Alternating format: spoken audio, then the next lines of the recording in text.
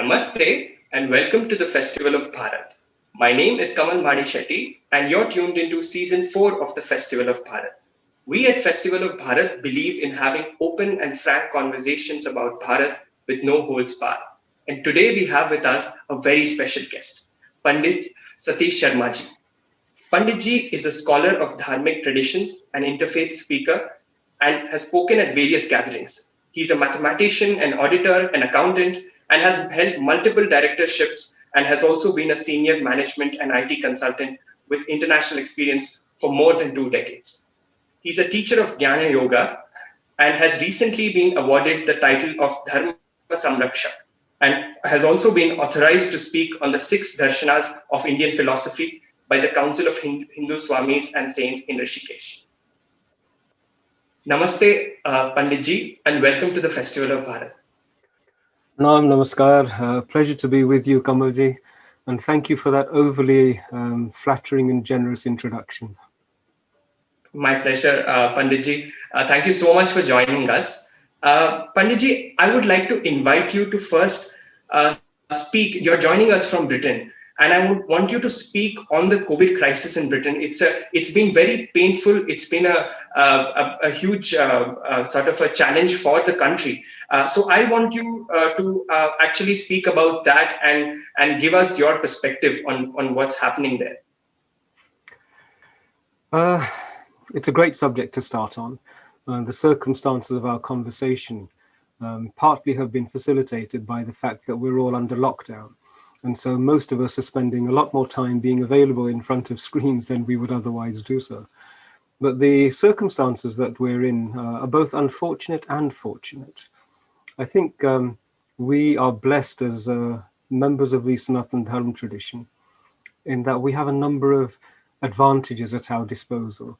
One is we have the perspective of a society and a civilization which has spanned 14,000 years. And within that time, we have encountered an awful lot of things. We have learned a great deal about what it is to be a human being. And so we have developed a perspective and a timeline which is very, very long. We don't look in days, months, we look across lifetimes. And so when you look at the situation that we're under in those terms, it's easier to cope with, it's easier to understand, and it's easier to navigate. The difficulty that we're facing in this country is that they have generally had a very short timeline. And so there are many lessons that are being learned the hard way. And when lessons are learned like that, they're learned with fear, with confusion, with a great deal of pain and suffering. And so we have a situation in the country where I would suggest that everybody is feeling their way in the dark. The politicians, they are in uncharted waters, the most turbulent waters. To add to that, we have the turbulence of the Brexit situation, which is a completely new tapestry upon which they were going to chart a course. So put those two things together, I don't think the United Kingdom has been in such uncertain times since probably the last World War. So we have a generation now who are, many of them are still able to remember the difficult times that happened in this country immediately after the war. And so they have a more laconical approach to it. The younger generation have never seen anything like this. We have a generation of 30-year-olds who have never encountered uncertainty in the way that it's present. The health aspect of it, in terms of well-being, there is a great deal of testing going on. And so every day, more and more information is coming out about new cases detected. And that sounds quite terrible. But when you dig a little deeper, you understand that in the past, we've had flu epidemics. Sometimes we've had epidemics where the casualty rate was much higher. But in those times, we had no idea of the number of cases, how they were spreading. It's a completely different set of comparisons. So we put that to one side and then consider those people who are hospitalized by it. There is a small percentage. I think we had a statistic only 2 days ago that 388 people have died with only COVID-related symptoms and then death. So they have no other conditions. We've never had any data to compare that to. The worry is that it might be an awful lot worse. And so the government is really beholden, it has a responsibility to prepare for the worst. And I think we're in that situation where preparations are being made for the worst. Hope is that it won't be necessary. Hope is that this pandemic, the figures, the profiles will follow the profiles of other coronavirus type epidemics, and that very soon we will be seeing the light at the end of the day. The news about the new vaccines is very welcome. They're not without their side effects. They're not without their problems. Never has a vaccine been introduced into the human population in such a short time frame without the dimension of long-term effects being considered. But we are where we are. There are one or two aspects about the vaccines which do cause concern in this country. And I think to some degree, in Bharat, you have an advantage. The Covaxin vaccine has been produced using a very traditional methodology. And so it's old, tried, tested science, no crazy ingredients or leading edge scientific exploration. And there is every probability that that vaccine will be very successful. The Oxford AstraZeneca vaccine is, as one sometimes finds with academic institutions, research institutions, it's pioneering, it's cutting edge, but there are some ingredients that cause severe cause for concern. The stool, I think one of the DNA strands is from the stool of a chimpanzee. Very exploratory. I would rather personally take the Covaxin than something quite so pioneering. So we're entering that stage now, and we'll see what happens. But by and large, the population is becoming accustomed to having to deal with this, and we will muddle through. We will muddle through. Absolutely, Panditji. And our prayers, even in Bharat, are with the British people. And on that note, can I invite you to actually recite a mantra for dedicated to the British people, and offer your blessings to the nation. Wonderful. Thank you so much for the opportunity. I would suggest that at the moment, the fear of what is happening and the uncertainty is as harmful, if not more harmful, to the community and the society than the actual pathogen that we're dealing with. And in times of fear and uncertainty, we could do a Shanti mantra or something like that. But I would like to put a mantra out there, which I think this year, especially, everybody should really chant and become attuned to. And it's one of my favorites. Om Asato Ma Sat Gamaya Tamso Ma Jyotir Gamaya Mrityor Ma Amritam Gamaya Om Shanti Shanti Shanti Om. I think if we are going to find our way out of this, then it will be with knowledge and vidya and gyan, and not with asat. And so hopefully everybody can use this God-given faculty of reasoning, of wisdom, of intellect, of scrutiny, and use that to map a course rather than fear, belief, blind belief as well. Absolutely, Panditji. Thank you so much for that. And Panditji, moving to my question about Bharat and Britain. Now, you're a community leader in the UK. I want to ask you, how do you look at this relationship, Indo-Britain Britain relationships developing under the two Prime Minister, Prime Minister Boris Johnson ji and Prime Minister Narendra Modi ji. And it's unfortunate we couldn't have the British Prime Minister here for the Republic Day, but this relationship has really gone from strength to strength. I want to know your perspective on that. Firstly, if I can correct you a little bit, I don't think it's possible for our community to have community leaders, because for leaders you need followers, and we are notoriously averse to following, which I think is a wonderful thing.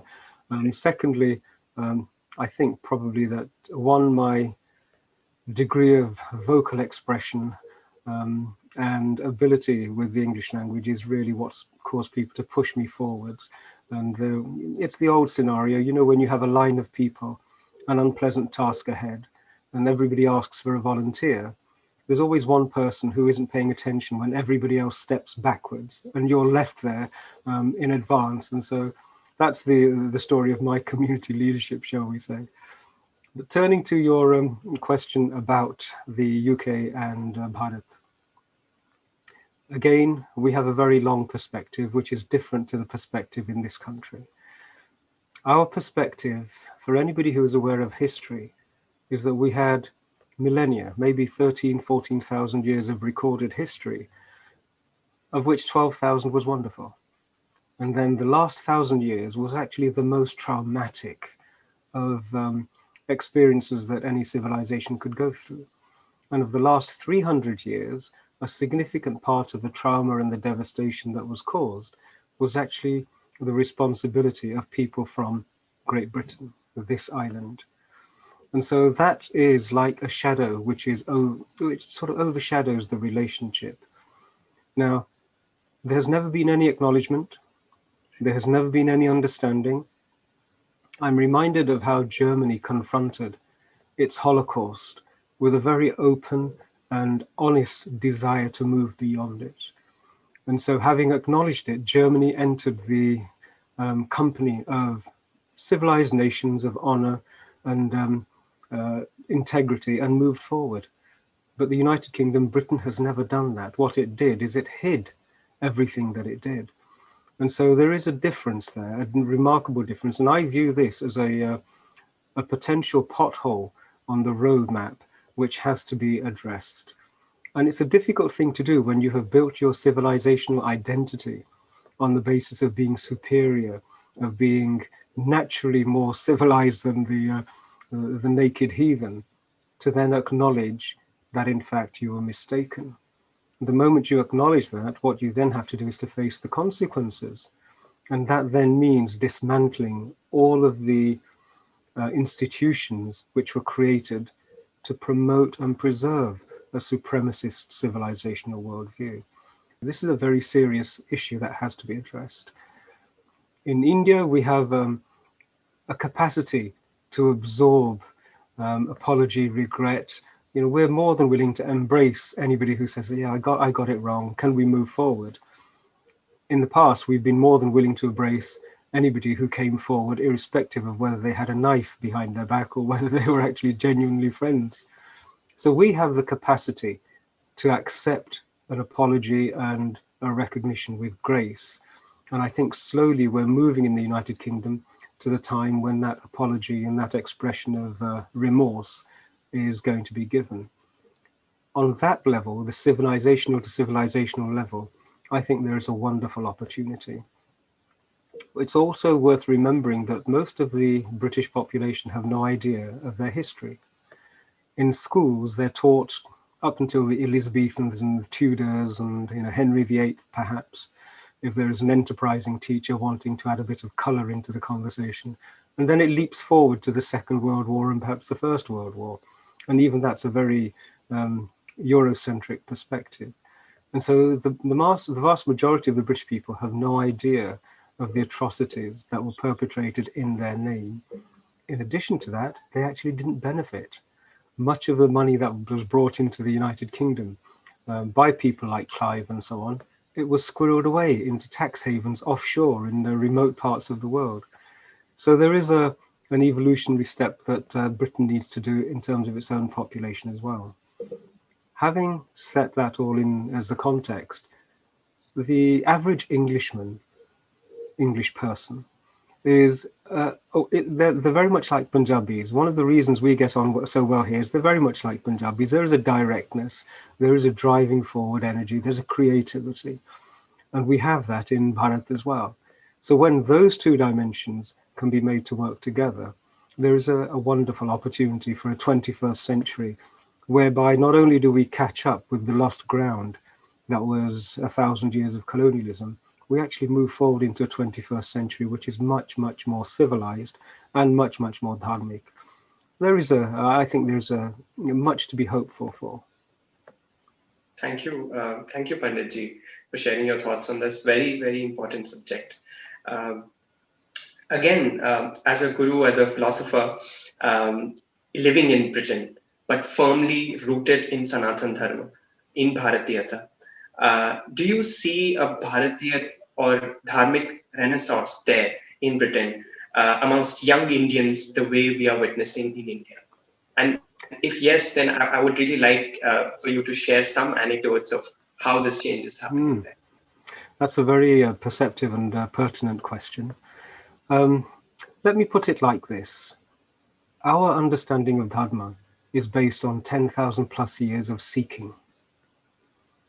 Right? We learned lessons on how human beings can best survive and thrive on this planet where one day we open our eyes and we find ourselves here.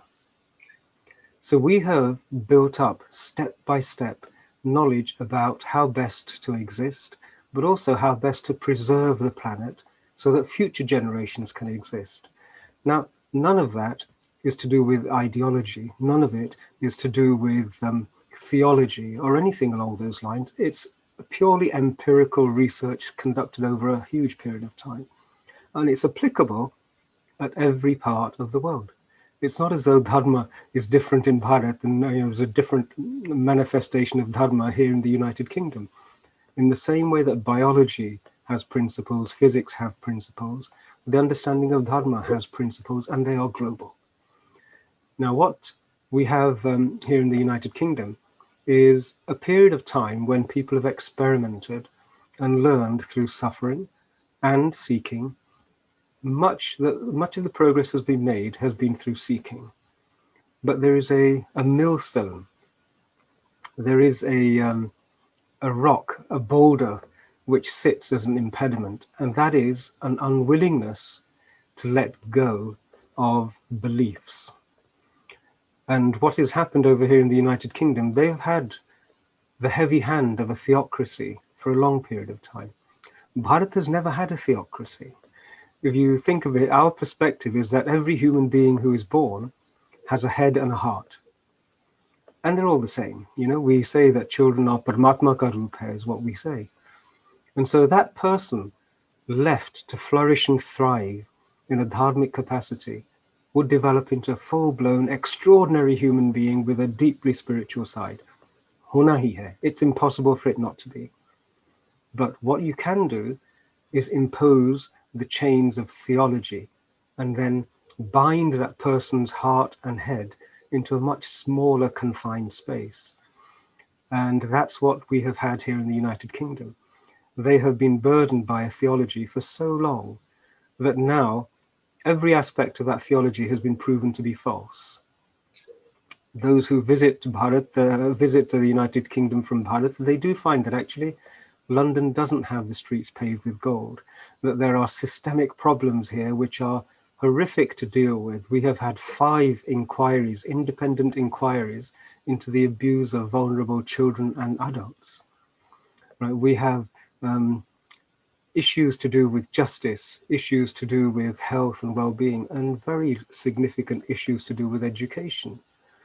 When Bharatiyas come and settle here, we still follow dharmic principles, which is why, by and large, our children are the most educated. They are the ones who are contributing the most in the areas of medicine, in the National Health Service. They are very overly represented in the city, in the areas of finance. And it's not because of anything particular to do with here, but it's because of them following dharmic principles. Now, one thing that has happened is as our community has been so successful in such a short space of time, people are beginning to notice and ask, how does this work? And we're also integrating. They're learning yoga from us. They're learning about Ayurveda from us. They're learning many of the traditions to do with the philosophies. And ours are try it and see philosophies. If it doesn't work, we say, don't believe it. We don't mind. It's not that you have to believe it. It's my way or the highway. We say, try it. Unfortunately, the more they try, the more they find it works. And so naturally, Britain is on an appearance of a dharmic way of living, and we're actually just catalysts speeding it along a little bit. There is one little wrinkle. Macaulay said it best. He said, we want to create an environment in which we can have a Hindu who is brown on the outside, but basically white on the inside in values and everything else. And so when you're growing up in a culture like England, where its dominant colonialist culture is present everywhere. Whether you're walking through London and you see the statues, the way in which architecture, the way in which city design, the way in which the flags, everything, it's a continuous programming exercise. If you walk into the House of Parliament, you are being psychologically conditioned to think and feel in a particular way. And so we do have a generation who are growing up imbibing that perspective. Now, as they imbibe that perspective, we do feel from time to time that they're losing some of the core values, but it's only a question of time before they understand, well, pursuing arth and pursuing kam doesn't bring happiness. Yeah, if you are circularly stuck in this kam, arth loop, very rapidly you realize something is not quite right. And then we have the get out, which says learn about dharma. And then you understand what moksha is. So we have those extra two levels, and our children are definitely still connected to those two levels. There is something a little bit more. So I'm quite confident that we're not going to lose that connection with 12,000 years worth of learned lessons. It will appear. And we are seeing it. We are seeing it. In fact, the newer generation, we have got some figures and personalities in there who are so impressive. And you can see that they are moving forward faster on their journey towards Dharma than perhaps the previous generation was. Maybe they're a bit more comfortable. Maybe they're less fearful, because the first two generations who came here really had to struggle with very, very severe adversity. And they don't have that. So I look at the youngsters with a great deal of confidence. They are the best generation we have had, and they have the potential to make dramatic changes for the better. So I'm very, very confident that it'll happen. Absolutely, Panditji. Thank you so much for sharing those very insightful thoughts. And moving logically from your answer, there are so many of our Muslim and Christian brothers and sisters who seem to be also rediscovering their roots and they're returning to Dharma. How is this happening, in your opinion? I mean, there has to be a huge change in a person's thinking. And I'm sure they would be facing some kind of resistance from their own communities. So could you share your thoughts on that? Yes, again, it's a very contemporary and powerful question and subject to consider. So I'm going to use an analogy of a lie detector. If you attach somebody to a lie detector, the moment they lie, their body becomes so uncomfortable that it's detectable. And so there is a message that our bodies, our minds, our hearts are constructed to actually be content and at peace with complete truth and integrity. The moment you have a conflict in any of those, our body gets disturbed. And there's a very important lesson that only those people who are completely content will be completely healthy. Now, we are finding that people are looking at the beliefs they acquired when they were young, when their minds were vulnerable, and they're saying, well, these beliefs have not brought me peace. I find it as a human being difficult. How long can I go and ignore such fundamental feelings? My heart is not happy. My head is not at peace. And yet I see these Hindus wandering around like they have for 15,000 years, quite smiling and at peace with what's going on, even though they have been on the receiving end of atrocities for so many millennia. They must have something. And all it takes is that natural desire to seek peace, happiness, and contentment. That desire needs to get just strong enough to cause blind beliefs to be questioned. Once the journey starts, that's the first domino. It tumbles, and then a person is seeking. And each time you get an answer to what you're seeking, you feel less ill at ease. Each time you get another answer, you feel more comfortable, more contented. And the more answers you get, suddenly you start to nourish, and your existence as a human being begins to really start once you start seeking and getting answers. So it doesn't matter whether the ideas are from what's called a Christian tradition. which is just a mind map, or whether it's from a Muslim tradition, just another mind map, or indeed whether it's from a Swami Narayan tradition, which again is a mind map, or any parampara. All of our paramparas lead you to a stage beyond parampara. And some paramparas bind you into the parampara and do not launch you forward. And that's the difference. So people are leaving a set of ideas which imprison and ensnare a person, because who wants to be a prisoner for that long? So the important thing is that we need to encourage people to revert from believers to seekers. You know, if you show a child a puzzle, naturally he will try and solve it. And when he solved it, she will feel really happy. We are built as seekers, not as believers. And so more and more people are reverting to that natural state of being. So it's not as though they're leaving a tradition and taking on another tradition. They're actually releasing themselves from a mental straitjacket to become a fuller human being. And that's why we don't convert. You know, how can you convert somebody when they are in an unnatural, confined state and they become natural?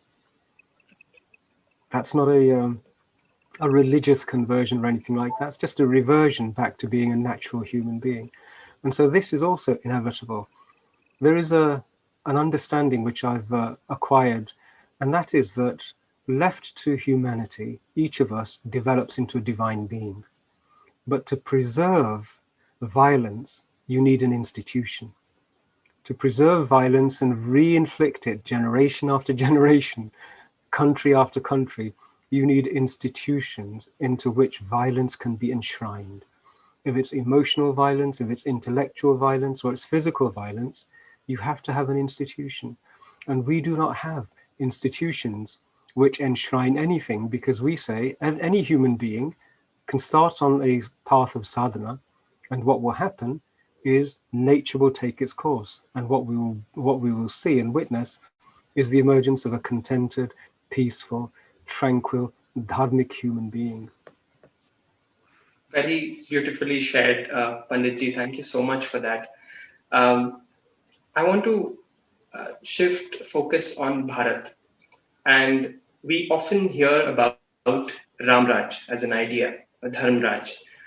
I want to know your thoughts on that. And I want to understand, why should India be a Hindu Rashtra once again? Two very powerful questions and wonderful questions, bearing in mind that I have as my beautiful backdrop Sri Ram and Sita ji and Lakshman ji. Very, very wise. So let's have a look. Ram Raj. We know, those of us who've studied a little bit of scripture, we know that Ram Chandra ji was actually what we call Maryada Purushottam, the ideal human being. What most people don't know is, how did that happen? Now, at the age of 16, he was actually chronically depressed. He had been on a yatra like Gautam Buddha, disillusioned, and he insisted, when Brahmrishi Vishwamitra and Brahmrishi Guru Vashisht were there, he said to them in front of Raja Dashrath, he said, I am so distressed. This world is a place of suffering. What is it that you rishis have that you can walk on this earth smiling, which I don't have? And if I'm not qualified, if I'm not fit to receive it, then I would like my life to end at this moment in time. And then a wonderful conversation occurred between Yuvraj Ramchandraji and his Rajgurus. And that conversation, we have captured it. It's in the Maharamayana, as it's called, the Yoga Vishisht. And at the end of that conversation, Ramchandraji is a self-realized human being. And then all of the decisions, Sri Ram has appeared, all of the decisions that he makes from that point forward are the decisions that an enlightened human being would make, with a view on the bigger picture, not bound by mortal foibles or fears or worries or anything like that, but capable to be a person with every decision indicating 100% the benefit of all of humanity. And so a person who imbibes those principles and then manages to pour them into the social structure, that person will create a society which will subsist, it will last for as long as people don't become corrupted. Now, there is an interesting dimension on this, I was having a chat with a lawyer about the manner in which the Bharatiya community, wherever they go, they have the lowest rate of criminality. They have the highest rate of what's called integration. And I put it across to them that most of our people, my parents certainly, when they came, my mother didn't understand English legal practices, and yet everything she did was naturally a lawful process. And our people, wherever we go, whatever we do it from the point of view of a dharmic instinct, a basic understanding that what harms me will harm other people, so I don't do it. Now, if you can have people whose heart and mind works in that way, you don't need law books. You don't need libraries and libraries and tomes and tomes. You know, where are the old law libraries gone for Bharat? It was 12, 14,000 years of civilization, but we don't have a library anywhere which contains precedent and contains law and case law and everything else, because naturally people were taught to exist in a manner such that society flourished and didn't need as rigorous controls from outside. In the absence of those, you have a society which needs to be rigorously regulated by law and then policed by force. And so Ram Rajya is one where human beings know that they are interconnected, that what's good for one is good for all. All of those principles that are dharmic principles, they are embodied in people. And then those people create a Ram Rajya. They create a society in which everything flourishes because it's intended for the good of everybody. It's not done for personal, petty, mortal concerns. So this is my vision of a Ram Rajya. Now, a Ram Rajya, we are lucky in that we have precedent, we have guidance, we have Dharma Shastras, we have Dharma Gurus, we have carved into the walls of mandirs guidance. I remember going to Ellora and Ajanta, and carved into the stone walls of the temples is guidance. So we have it everywhere. So naturally, we will emerge as people who are dharmic. There is an element of tainting and polluting now because you all have MTV and things like this. And so people are being overstimulated, but the drivers are still there. And after a period of time, those drivers will come to the fore. So Ram Rajya is absolutely critical. It's the natural way in which dharmic people travel this journey of existence. Now, with regard to a Hindu Rashtra, there is absolutely no reason for there not to be a Hindu Rashtra. Okay? On this planet, I think we have 57, 58 Islamic countries. We have 127 or something Christian countries identifying themselves as those. And so why on earth isn't there room for one Hindu Rashtra? Right? Anybody who says no, Hindu Rashtra is a bad thing is naturally proven to be a hypocrite if they don't object to hundreds or tens of countries following different theological and civilizational principles. It would be a wonderful thing. The only hesitation that I have is that Ram Rajya needs to be according to our dharmic principles and not according to the Hindu principles as were created by Christians when they told us who we were. They have to be how we know ourselves to be. So the proof is in the delivery. I recall when Prime Minister Modi ascended to leadership, there was such a negative backlash. There were all sorts of nonsensical scares, and now almost a decade later, nothing like that has materialized. And yet even then, the bogeyman of, oh no, a Hindu Rashtra is a terrible thing, is still regularly voiced. So I see it happening. A Hindu Rashtra is a dharmic Rashtra. But in a dharmic Rashtra, we don't place human rights beneath religious rights. This is the key difference. In every other nation who identify religiously, they place religious rights higher than human rights. So naturally, a Hindu Rashtra is an improvement on the status quo. Absolutely, Panditji. Uh, I want to now shift our conversation to some of the like some of the events which have been happening both in Britain and in Bharat.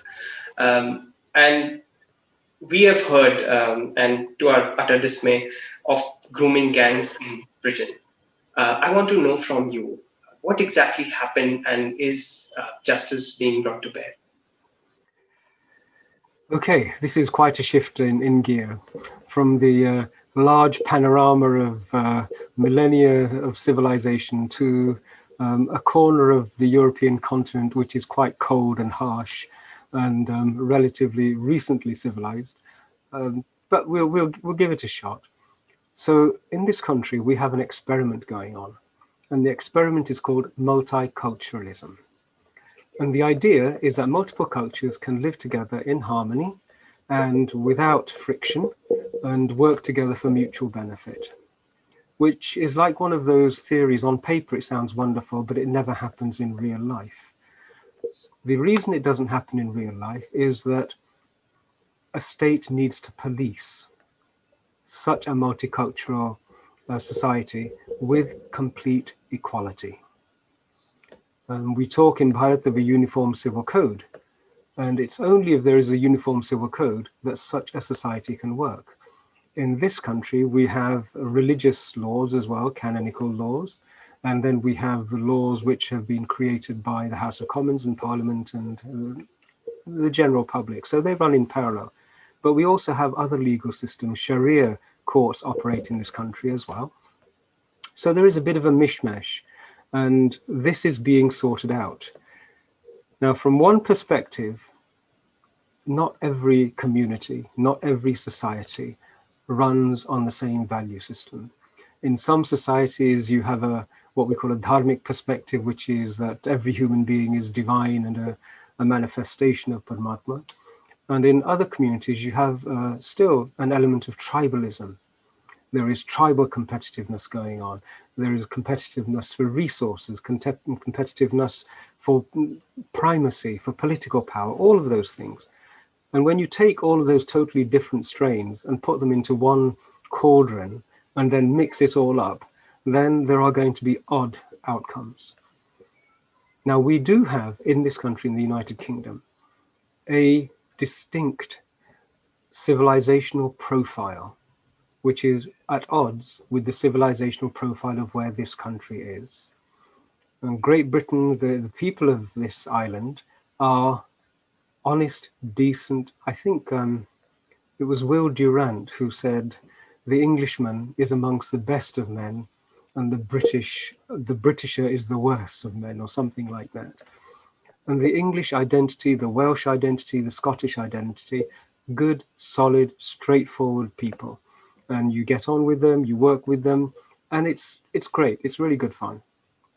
They're harsh, their jokes are very severe and can be very offensive if you're not used to them, but the heart is completely pure. Now, that society has been open and welcoming for a long period of time. But there are communities who have come who do not respect that. Their stage of civilizational societal evolution hasn't moved beyond tribalism.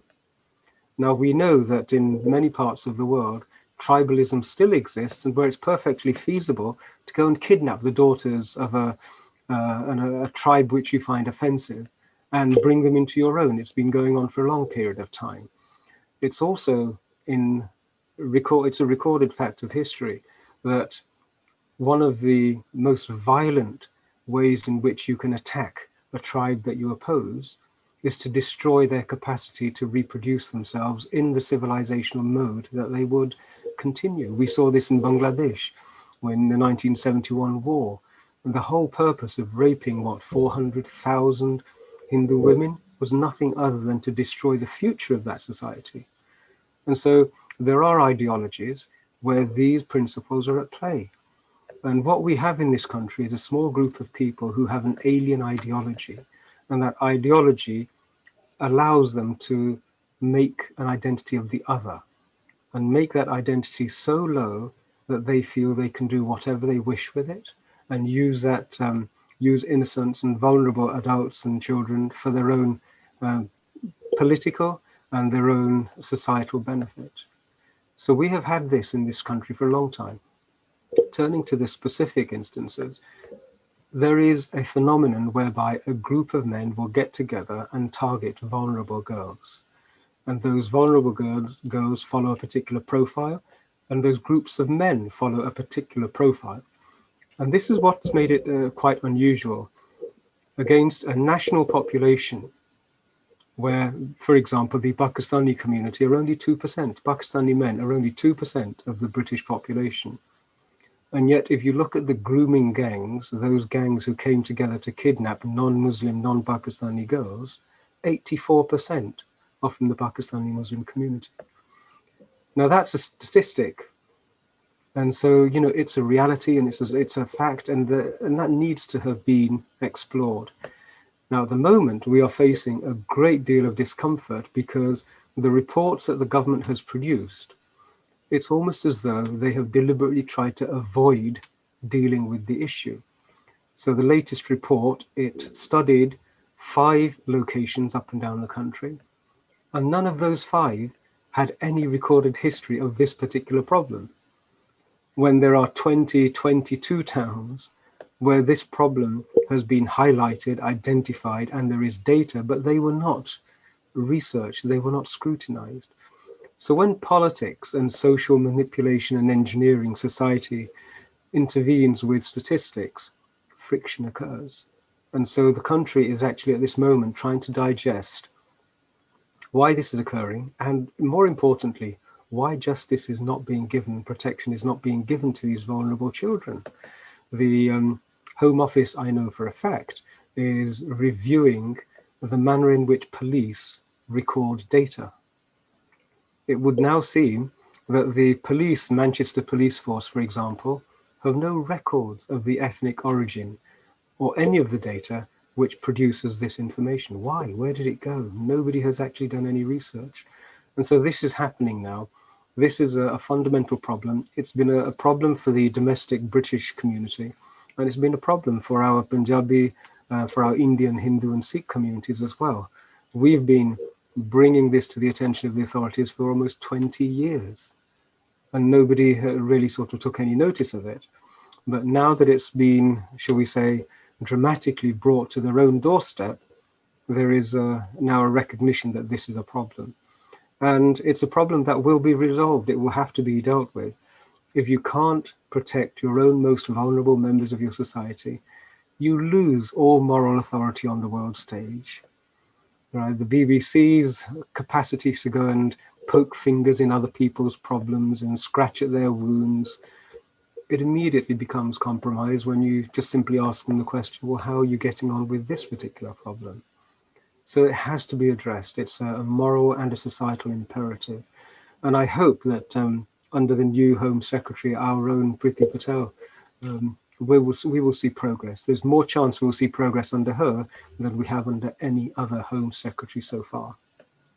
Absolutely, Panditji. I hope so too. It's a very painful reality that I think has to be confronted and has to be tackled, like you said.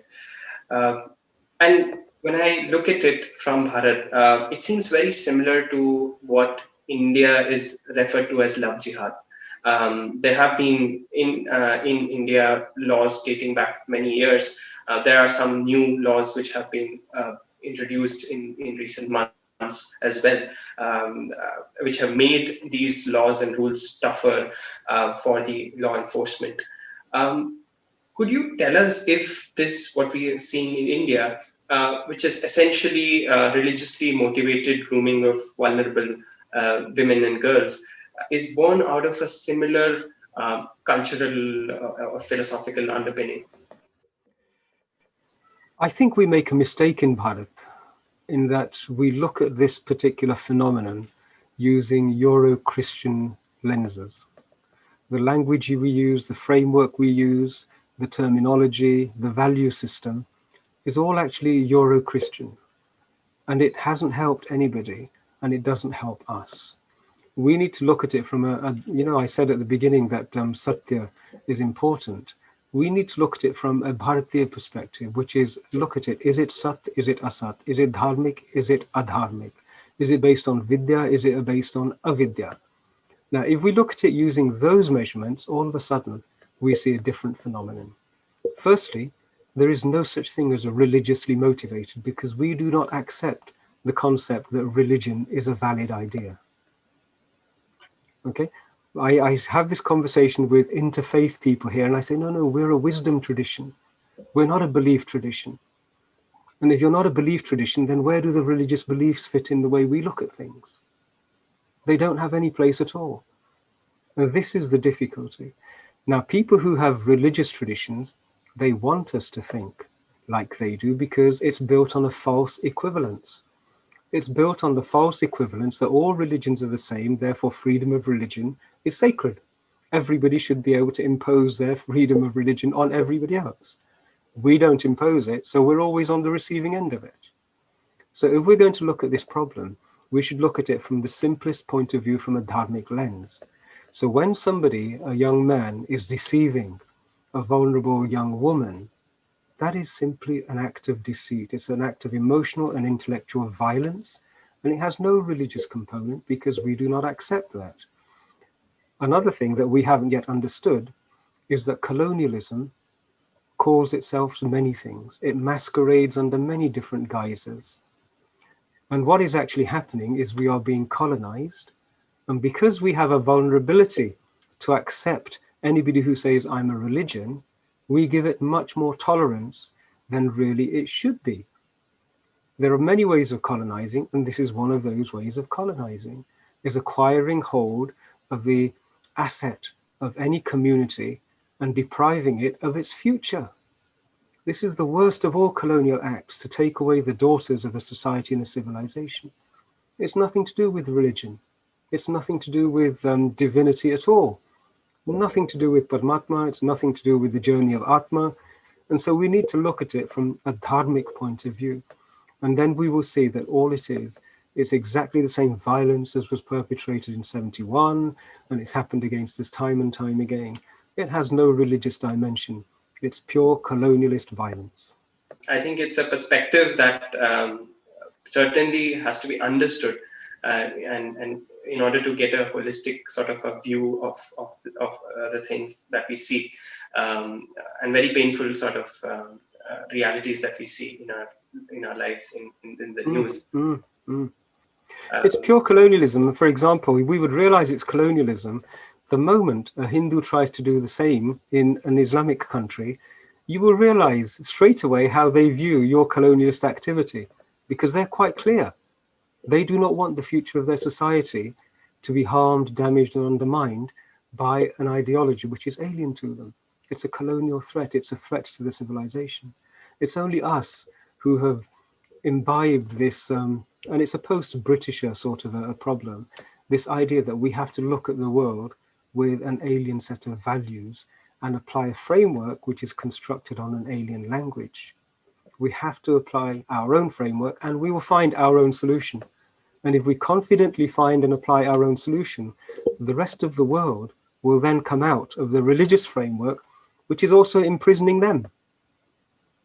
There is only one solution, and that is to base it on Satya, Vidya, Dharma. That's it. Easily done. Indeed, Panditji. My last question to you, Panditji, is 2020 has been a very difficult and a turbulent year for the entire world. And Bharat has also faced the same challenges.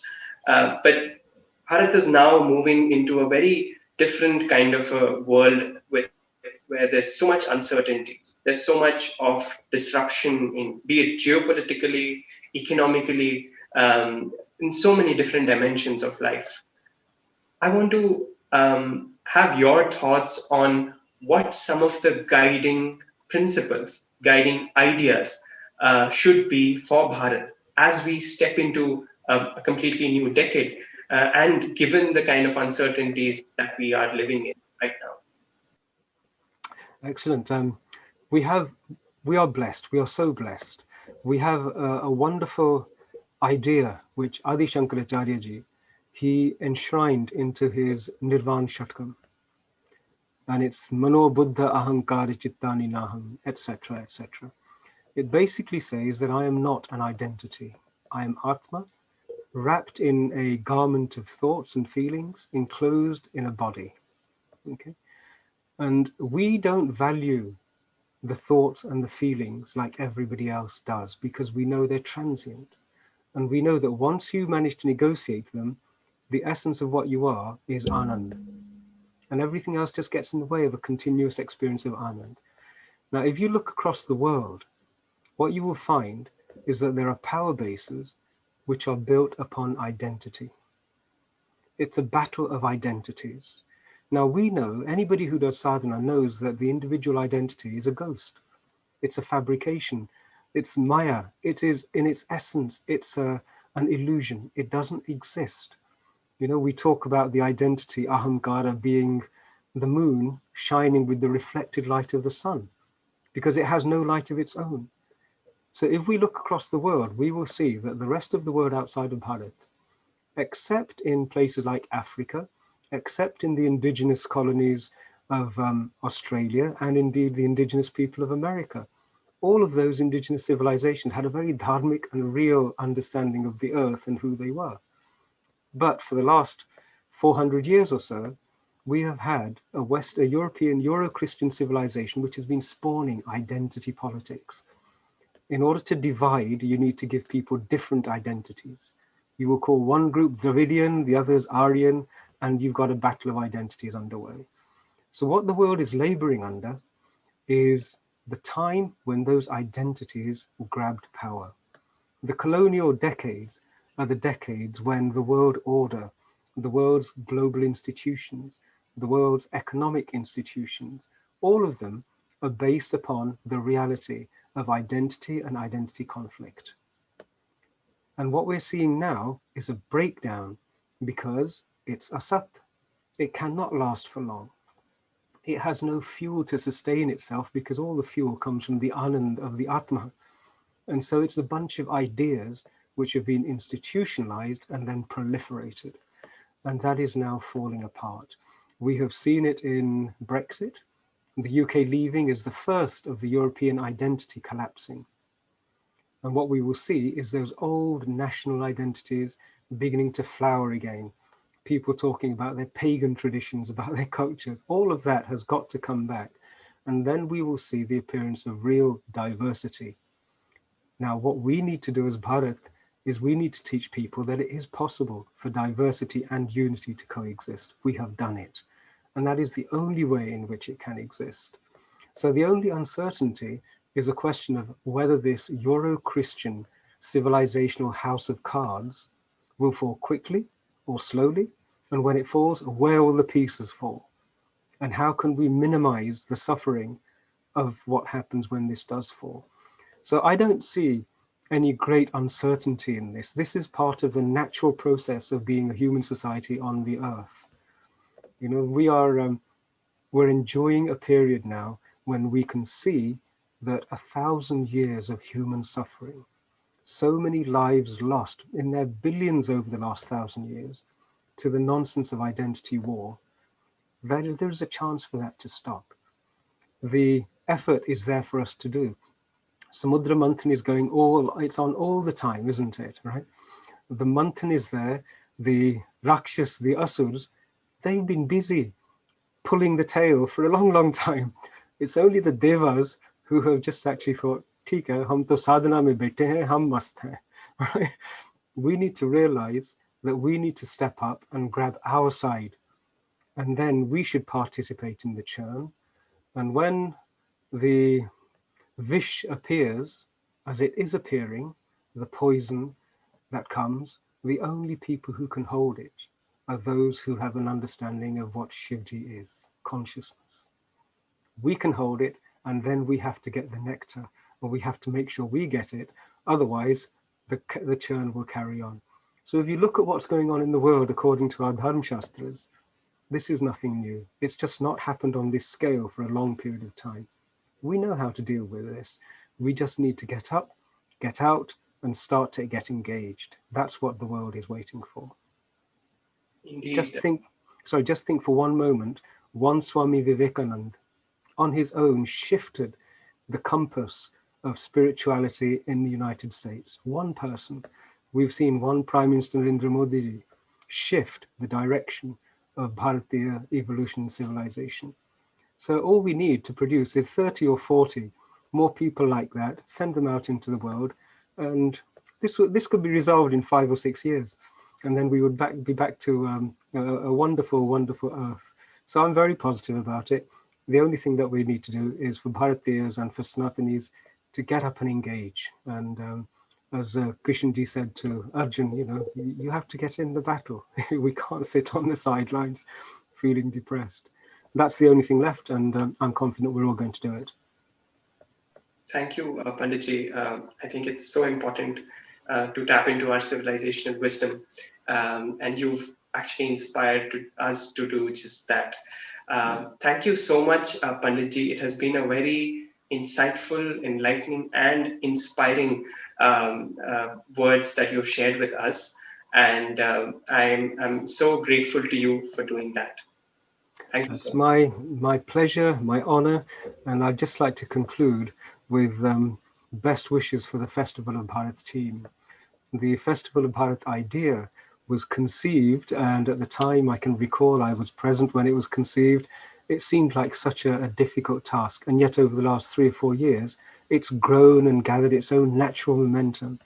And it's happened because it's timely, the people behind it are clear in their heart and their mind, valuable contribution. So my best wishes for the Festival of Bharat, and I wish you every success. And I hope the next season is even more productive and powerful than the past ones, which have been so impressive. Thank you very much, Kamalji. Thank you so much, Panditji. It means a lot for us. And we would also like to thank you for all of your support to the Festival of Bharat. And on that note, I would like to also request our viewers to continue supporting us and keep subscribing to both our channels, the Festival of Bharat and the Citti Media, because we will be posting content on both of them. We will be back with another fascinating and inspiring talk. Until then, please take care and namaste. Namaskar. Namaste. We hope you enjoyed this Citti Media content. Please remember to subscribe to us and switch on the notifications for this channel. For our other social media links, more content, and to support our work, please visit citti.net. Dhanyavad. Namaskar.